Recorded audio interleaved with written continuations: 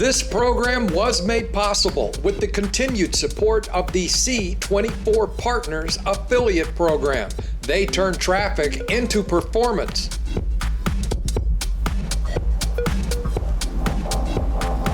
Hello friends, and welcome to APCW Perspectives, where we cannot seem to go a week without some sort of stupidity from the UK gambling market.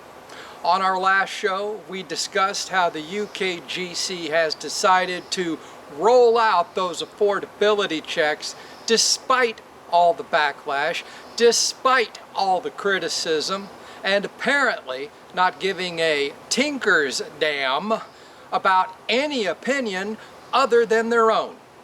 Even before they announced the approval of these checks, the Commission had done everything in their power to hamstring our industry, from limits on deposits and bet sizes to credit card bans and speed of play restrictions. And let's not forget that after cutting operators' profits in every way possible and every way imaginable, the government then decided it was the perfect time to double operators' taxes. Truly a dick move. Now our friends at the Betting and Gaming Council are warning that those tax hikes could increase player migrations to offshore betting sites, blah, blah, blah.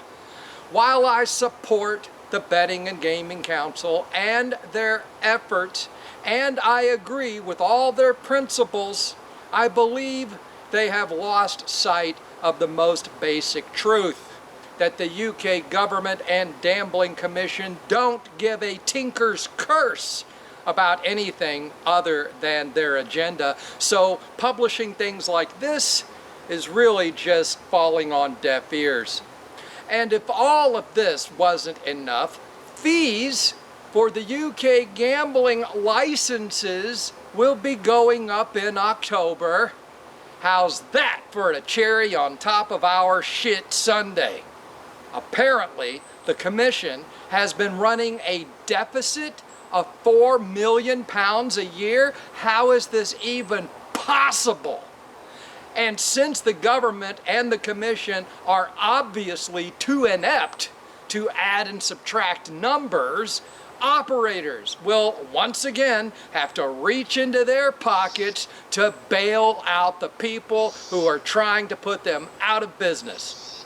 And in a completely unrelated story that's purely coincidental, Entain is cutting 500 jobs.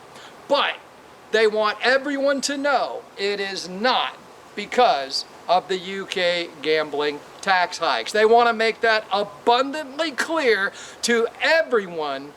Their job cuts have nothing to do with the UK tax hike. Methinks they doth protest too much. They simply say that as a company, Entain is going to become more efficient by cutting these jobs. Right. So you see, shareholders out there, there's no trouble. Entain shareholders, no issues to worry about. These cuts are actually a good thing. Just don't sell your stock, please. Please don't sell your stock.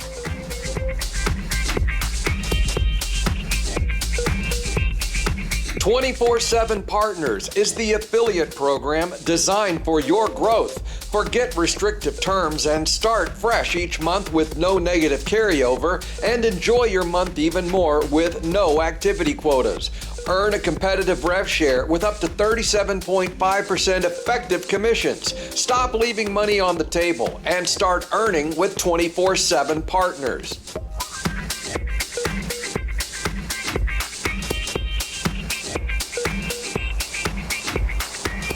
Welcome back. As we head into the second half of our program, more news from the IGB live event in London a few weeks ago, where I was fortunate enough to catch up with Roman, the head of affiliates for APCW member Alpha affiliates.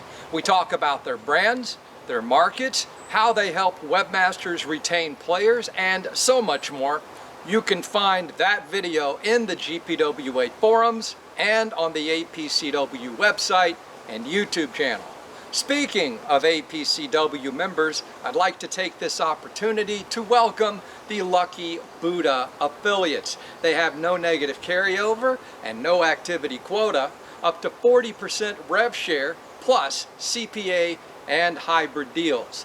You can find our review for their program at apcw.org, or you can visit them directly at luckybuddhaaffiliates.com.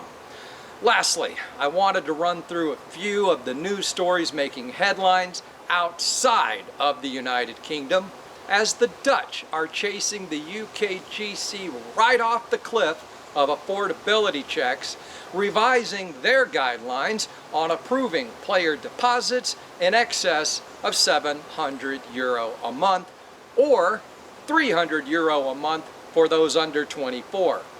Meanwhile, in Germany, their gambling authority has lifted the €1 per spin cap for online slots, but only if players are monitored both before and after the stake increase, just to make sure that those players are complying with how the government thinks they should be playing online slots. If those players cooperate, if they're good little boys and girls, they might get to play for €5 whole per spin. My goodness, those crazy German kids.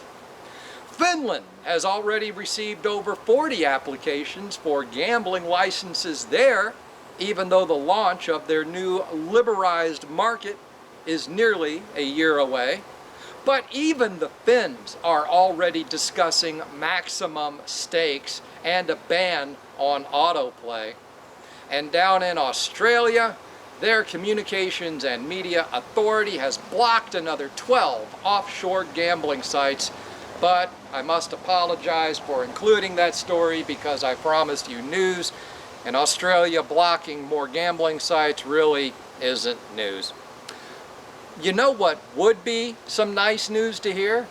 If any regulator anywhere on the planet actually did something helpful and or useful for their licensees or their players, instead of just worrying about self-preservation and getting as much from operators as they could. But that's probably not going to happen. What is going to happen is I'm going to go, because I'm done for another week, but God willing, I'll be back again.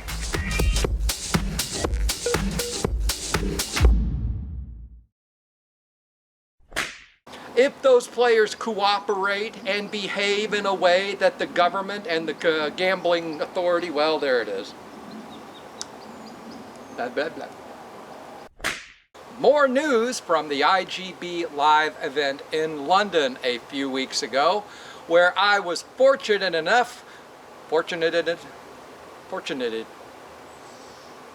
don't know if I messed it up or not. Sounded like I did. Did I? You guys were listening. I guess I'll hear it when I'm editing. Huh.